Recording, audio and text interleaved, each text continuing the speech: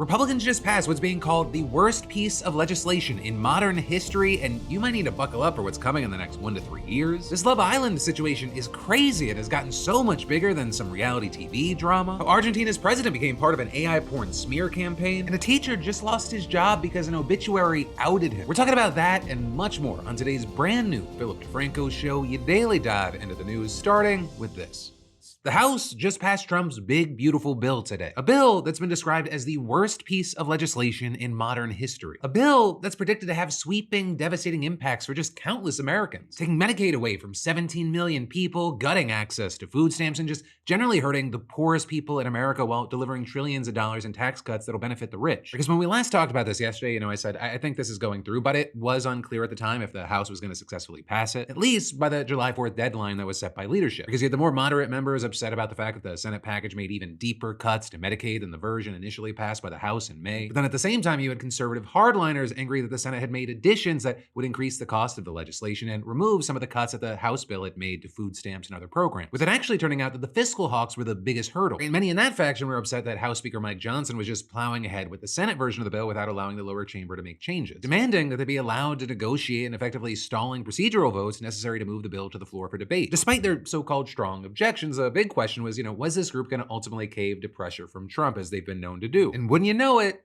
history repeated itself. Though, keep in mind, they were essentially holding up the bill because they were like, I don't know if this hurts enough Americans. The main thing, Johnson and his leadership were ultimately able to secure enough support from the holdouts after fighting tooth and nail in a series of lengthy conversations yesterday that went late into the night. And ultimately, they were able to pass the bill 218 to 214 with 2 Republicans joining all Democrats to vote no. And as for those 2 Republicans, you of course had Thomas Massie, who voted against the original House version and has been very clear about his opposition, making him a major Trump target, as well as Brian Fitzpatrick, who's a moderate from a battleground district in Pennsylvania who had raised concerns about the cuts to Medicaid, food stamps, and other social safety net programs. Which, on the note of food stamps, according to reports, this could be particularly devastating for people who also voted for Trump. Right, SNAP participation, it's pretty even between Republicans and Democrats, but SNAP participation is especially high in a lot of districts in the South and the Midwest where Trump won. Right, and that is, you also have one progressive think tank calling this the deepest SNAP cut in history and warning that over 2 million kids are going to lose at least some of their SNAP benefits. Though also, you have to imagine it was Trump that just jammed this thing over the line. Because while you had Trump claiming on Truth Social at around 9 p.m. last night that everyone was unified after talks that he had with members earlier in the day, with him writing, it looks like the House is ready to vote tonight. We had great conversations all day and the Republican House majority is united. But then night turned into Thursday morning and Trump was seemingly mad at this party that had proved him wrong. With him lashing out shortly after midnight writing, what are the Republicans waiting for? What are you trying to prove? MAGA is not happy and it's costing you votes. With him then adding just before 1 a.m., for Republicans, this should be an easy yes vote. Ridiculous. And then at around 3:30 in the morning, the House cleared that final procedural hurdle, from 219 to 213 to bring the bill to the floor for debate, but a sign that there was enough Republican support to pass it. With Johnson telling reporters that he secured enough votes to pass the BBB before the July 4th deadline and insisting that the leadership had not made any promises to the holdouts to secure their vote and claiming that they just needed a little more time to understand the changes in the Senate bill before they could back it. But notably here, many of the Republican holdouts who eventually backed the bill have indicated that they caved after getting some kind of concession from Trump. And while the exact details are unclear, several said that the president had offered up executive orders and other actions to address their concerns about the bill. Right? And then all of that as you had Democrats kind of trying to do anything they could to block the bill, but also understand they can't do much. You had many continuing to put public pressure on their GOP colleagues to vote no, or with Representative Alexandria Ocasio-Cortez, for example, urging Republicans to think of their constituents over the demands of leadership. Writing, leadership does not know your community. You do. Their job is to psychologically isolate you and apply ungodly amounts of pressure. Your job is to stand up for your people. You then also had her accusing some of her Christian colleagues of hypocrisy, saying House Republicans voting for cuts to every single American on SNAP in exchange for some signed merch, voting to starve babies, the disabled, the poor, and they have the audacity to try to brand this as Christian. What does that word even mean to them? Wearing a necklace? You then also had Leader Jeffries echoing those criticisms in a marathon floor speech that he used to stall the passage of the BBB. Because under House rules, party leaders are allowed to speak for an unlimited amount of time during floor debate, which is a legislative tool widely known as the magic minute. Jeffries actually breaking the record for the longest speech given on the House floor, clocking in at 8 hours and 45 minutes. And during this record-breaking speech, you had Jeffries repeatedly railing against the bill and slamming his Republican colleagues, recalling out some of the vulnerable Republicans whose seats the Democrats are hoping to flip in the midterms. He also at times turned to scripture to make his case and read letters from Americans urging Congress not to pass the bill and expressing their concerns about losing essential benefits. Or with Jeffries delivering some very powerful moments, drawing cheers and applause from members of his party. This reckless Republican budget is an immoral document. And some of the loudest applause for Jeffries coming after he accused Republicans of being corrupt. Talking about draining the swamp, guess what? You are the swamp. We've never seen anything like this. The type of corruption that has been unleashed on the American people. Jeffries then concluding the speech by vowing to the American people that Democrats will continue to press on and fight for them as members around him yelled, "Press on." Press on for the rule of law. Press on for the American way of life. Press on for democracy. We're going to press on until victory is won. I yield back. But whether you thought it was a powerful speech or not, it essentially just delayed the inevitable. Where the Republicans, they'd just been waiting in the wings until he finished so they could wrap up debate and call for a final vote. With several Republicans criticizing Jeffries, calling on him to wrap it up, and Johnson slamming the speech as an utter waste of everyone's time. And ultimately, you had Johnson getting the final word, delivering a 20-minute speech on the floor where he talked about how actually amazing this bill is for Americans, and he praised President Trump for being such a good leader. With one big, beautiful bill, we are going to make this country stronger, safer, and more prosperous than ever before. And every American is going to benefit from that. President Trump is the creator and the champion of the America First agenda. We will deliver upon that today. We had a sense, and we believed that we would have unified government. We would have this moment where the Republican Party would be given control of the White House and the Senate and the House. And we determined to ourselves that we would not waste that historic opportunity.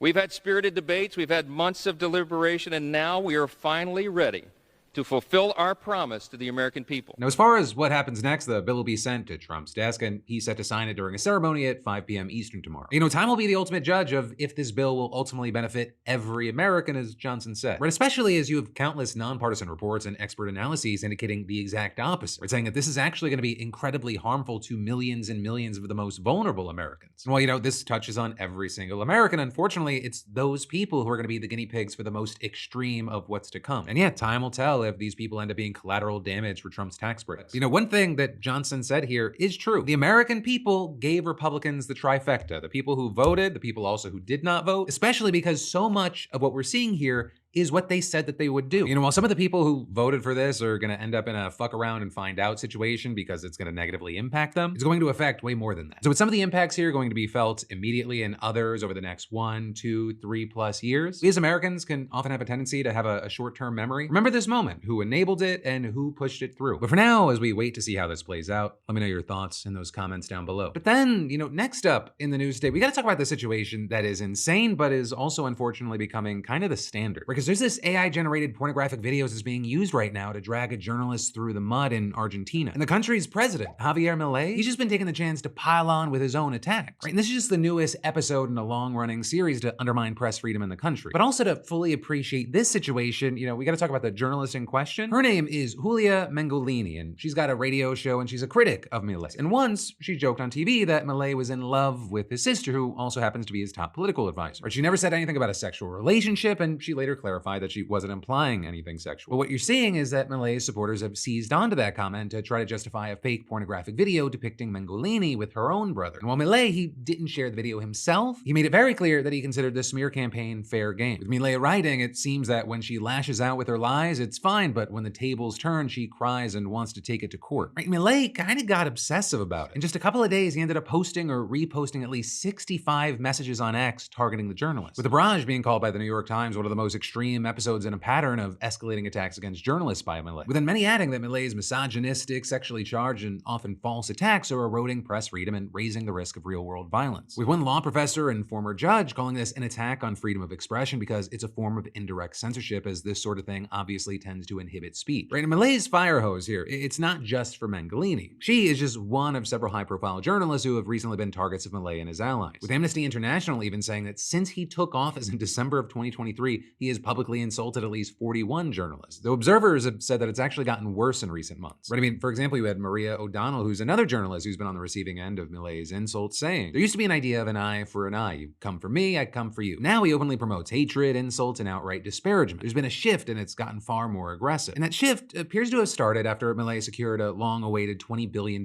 deal with the IMF. A deal that led him to making changes that led some economists to raise questions about his government's management of the economy. With then, Milei, not long after, coining coining the catchphrase, "We don't hate journalists enough," or which you may have noticed ties to things that we see here in America, or which is very similar to the "you don't hate the media enough" mantra that's popular among Trump supporters, as well as, the "you don't hate the legacy media enough" that we hear from Elon Musk, which also, not surprising, we've seen these kind of communities and movements pulling from one another. And actually, just like with Trump, we've seen Milei go on the offensive the legal way, because Milei has now filed a complaint against Mengolini for slander, and that came hours after she announced a lawsuit against him. Though again, this is not limited to Mengolini. Milei has actually filed defamation lawsuits against at least 3 journalists who he accuses of labeling him as a Nazi. And that, as we're seeing things like in May, there was a leaked intelligence report that suggested that his government had approved a plan to enable the surveillance of journalists, politicians, and economists. So as far as Milei, he confirmed the existence of a new intelligence plan, but they denied that it would be used for that. But definitely, it's a situation and a country to keep eyes on, especially because there are a number of situations that feel kind of parallel to what's happening in the United States. And then I'm gonna get you right back into the news, but I gotta take a minute to thank a sponsor today. And with that, ask you the question, how many brilliant ideas are just rotting away in your notes app right now? Because somewhere in that dusty graveyard of someday ideas, you've got your side hustle, your escape, maybe your next step, right? And so I want you to make today the day that you commit to taking that idea to the next level. For me, it was my book club. I'd put that off forever. But then DeFranco Book Club, it went from someday to launched in under an hour thanks to today's sponsor, Squarespace. Because they make it crazy easy to build a site just to showcase things or to sell content, courses, physical or digital products, whatever you've got in mind. Like even if you want to charge a one-time fee, you want to offer a subscription, both done and done, easy. And easy is pretty much the name of the game, right? They've got stunning templates that make it look like you hired a designer, and their Fluid Engine editor, it lets you drag, drop, customize, no coding, no stress, no excuses. My team even uses Squarespace for our Daily Dip newsletter, where tens of thousands of y'all get your PDS fix in your inbox every single day. News polls, giveaways, PDS show notes, it's all run through Squarespace. And you could do the same with your ideas. So hey, take the first step today with a free trial at squarespace.com/Vil, or scan that QR code and make today launch day. But then shifting gears to a different kind of news, we need to talk about Love Island. Because what started as, a show about love, it's now seemingly a pressure cooker of racism, cruelty, and real-world consequences. And this week, it just exploded, with it sparking debates around who reality TV chooses to throw to the wolves and what it says about our society. And the biggest villain? You have many arguing it's not even anyone on the cast, right? And if you don't watch Love Island USA, don't worry. I'm gonna start with the latest scandal and we're gonna work our way back, and it's really bigger than the show. Because currently, there's a lot of heat on a contestant named Sierra. And that because there's an old social media post where she used a racial slur for Asian people that resurfaced. And in the post, she's discussing getting Botox and other work done, and she says she can look a little insert slur here when she smiles. With that being met with swift backlash and people arguing she should be removed from the show. Especially since at the start of the season, people resurfaced racist comments that a different contestant previously made, including the use of the N-word, and she was booted right away. So you had some arguing, you can't allow one and not the other. Racism is racism. As well as racism against any race should be held to the same severity of racism against black people. Ulyssa was kicked off, and so should Sierra. And amid this backlash, Sierra has been losing followers like it's her job. Though that drop of just hundreds of thousands of followers might be due to the fact that many people are upset with her behavior on the show, which ties into another aspect of this whole thing, and that is the bullying debate. With many saying, yeah, there's bullying coming from the contestants in the villa, but also with people watching, or the viewers that are watching the social experiment play out. Which, to explain it all, just quick TLDR of how Love Island works. The show is happening in real time, like as we speak. Right now, you've got a bunch of contestants currently isolated in a Fiji villa without their phones or access to social media, so they have no clue what anyone thinks of them. Right, and the goal of the show is to couple up with someone in the villa, find a connection, but then there are also challenges and evictions, and so the goal is also not to get kicked out. And the audience at home, they get to vote and call some of the shots as to what goes down in the villa. Right, at the start of the season, there was a lot of conversation focused on a contestant named Huda, because I guess to just put it plainly, people hated her. She coupled up immediately with a guy named Jeremiah, and people thought she was incredibly controlling, possessive, and toxic in their relationship. And so a lot of the people that watched this show, they, one, made their opinions of her well known online, and two, they also made their thoughts known to Huda by voting to break them up and couple Jeremiah up with a new woman. And in fact, the backlash got to such a point, the host of the show had to issue a statement asking viewers not to dox the contestants or contact their families. And you even had Huda's real-life ex, who's also the father of her child, writing a statement on social media telling people, at the end of the day, I hope everyone remembers we're human. Her going on the show to find love or whatever you think it was she's doing, remember, she's still human. She has a daughter and a life. And adding, it's crazy I have to involve myself in this, but I don't want my daughter's mom to get out and see this and her mental health goes down a hill. Right, and that last part, it's a huge part of this. And not just with social media in general, but it is there, but specifically with this show, two people people who were contestants on the UK version of the show, they later committed suicide. While contestants, they complete psychological evaluations before filming and have access to psychologists on site in the villa, there's probably nothing out there that can prepare you for re-entering the world after millions of people have been watching you the last 6 weeks of your life and just picking apart every single thing you did. And so then with that, at the end of an episode in June, you had the show releasing a statement saying, "We love our fans, we love our islanders, we don't love cyberbullying, harassment, or hate." The Huda is far from the only one who has gotten tons of hate online. But there's another contestant named Vanna who received tons of brutal comments about her appearance from those speculating about plastic surgery she had done. And then she saw all of it as she got voted out and said it made her break down crying. All the things that these people were pointing out to me, like I never saw in myself. Like they're kind of pointing out like new insecurities, I guess. They were just things that I never looked in the mirror and like didn't like that about myself. I mean, the situation has gotten so big. You had the New York Times even running a piece saying the show has a new villain this season: the viewers. But then with that, you have many viewers slamming the show and the producers, right? Arguing that you're doing this, asking how are you gonna be anti-bullying, but you let it happen in your house, right? And that because this week, bullying between contestants in the villa, that's taken the main focus. With everything then reaching a breaking point during Tuesday night's episode during a challenge called Standing on Business, right? And for that challenge, the producers had the contestants write each other questions or notes, and each person had to stand in front of everyone to address their messages. So just a big airing of grievances, and so you can imagine things got heated. A girl named Maya was reduced to tears after 3 men ganged up on her because they didn't like that she, 1, cries, and 2, calls people babe. Which, yeah, if you're not watching the show, I am being serious. That is what they were mad about, and they did like a huge pile-on attacking her for it. Then the Daily Beast calling it misogynistic bullying that went too far, and even had Hope Walls, right, the daughter of former VP candidate Tim Walz, making a video calling these men toxic and arguing that they represent how the manosphere has made it so that men view feelings and empathy as a weakness. Also, you had people switching up from hating Huda to rushing to her defense after they felt 3 contestants ganged up on her and bullied her during the challenge. But there's a huge difference between bullying and entertainment, and that's something Love Island clearly doesn't understand. Last night's episode was actually unacceptable. Get Shelly, Orlando, and Sierra out of that villa right now, because the way that they are bullying Huda is not okay. It is not okay that all of America is watching that happen in the front of our eyes. And I know that the producers see this. I know that they see this and they think that we're eating it up because it's content, but it's not okay. They're bullying her. You're putting someone's mental health at risk. Right, and then because fans are so frustrated with how things are playing out in the villa, news actually broke this morning that fan voting records for Love Island USA have been broken this season, with it seeming at least somewhat to be connected to fans feeling like they need to step in and correct the actions of the Islanders. But also, it brings up the question of what is the actual lesson that's going to be learned here? Because if views are up, engagement is up, you're breaking records, it's very possible, if not arguably likely, that there are going to be a number of producers that go, well, you're eating the slop, so we're going to keep making it. With all that said, I got to pass the questions off to you, whether, you're a big Love Island fan or you really never watched or even heard of this show before. What are your thoughts based off of what we're seeing and how things have been playing out? And then there's even more we've got to talk about in a second, but I'm going to take a second to sponsor myself and say, hey, if you haven't already, you've got probably 24 to 36 hours to jump in on this. And that is not only our brand new drop over at beautifulbashed.com, which I love, full of microplastics and existential dread. It is what it is, and it's pretty terrible. Things are less than ideal. And our cat stand and fight tee, which by the way, 1, when I initially launched this on Monday, our quantity stuff was messed up. So if you tried to get it and it was sold out,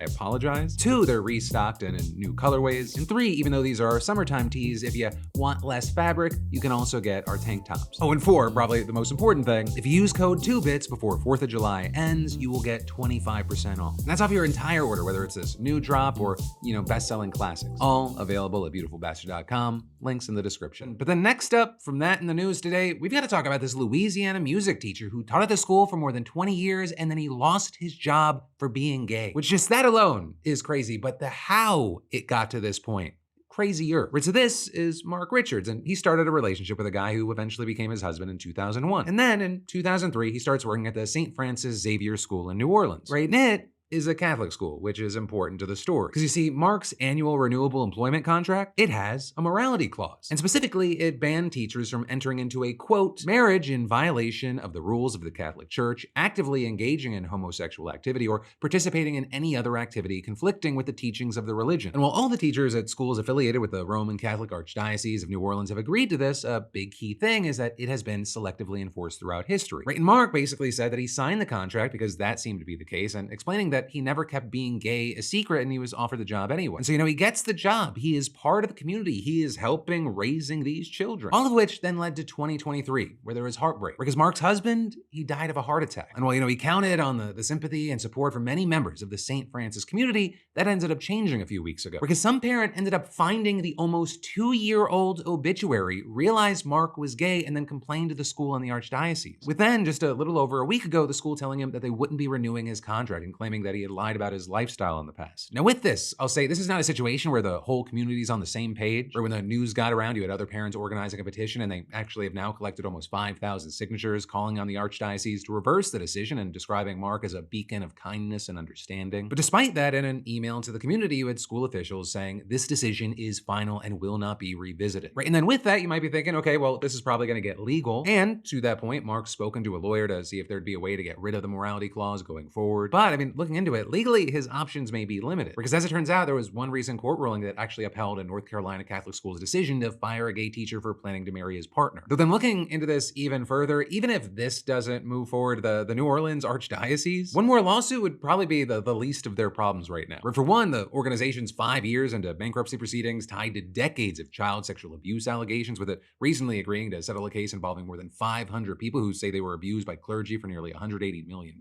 And then, regarding St. Francis specifically, a couple of years ago, the church's own pastor actually pushed the state to release a priest who had already been convicted of raping a child, saying that it was justified on medical compassion grounds. And then actually, the attorney who helped him with that campaign, he eventually got convicted of molesting a child himself. And so one, but God forbid a gay man teach at a school. And two, I mention all that so you understand who is casting this person out. You've got people doing the most bigoted bullshit, hiding behind, think of the children. Meanwhile, you got people on your staff thinking of children. But also, let me stress, this is not a swing at all religious people, not all Catholics, anything like that. And also, props to the families that stood by and supported this teacher. But that, my friends, is the end of today's show. Thank you for watching. Thank you for subscribing, and I hope you have a great weekend. I'm looking forward to this one. Wife and kids are back, gonna have some July 4th whatever. I might even destroy this room and get an actual set instead of just a wall. Or maybe I'll procrastinate for 2 more weeks. That one feels kind of more likely. But either way, I'll see you right back here on Monday, because of course I got a brand new show for you every Monday, Tuesday, Wednesday, and Thursday at 6 p.m. Eastern, 3 p.m. Pacific. Love you, mean it, bye.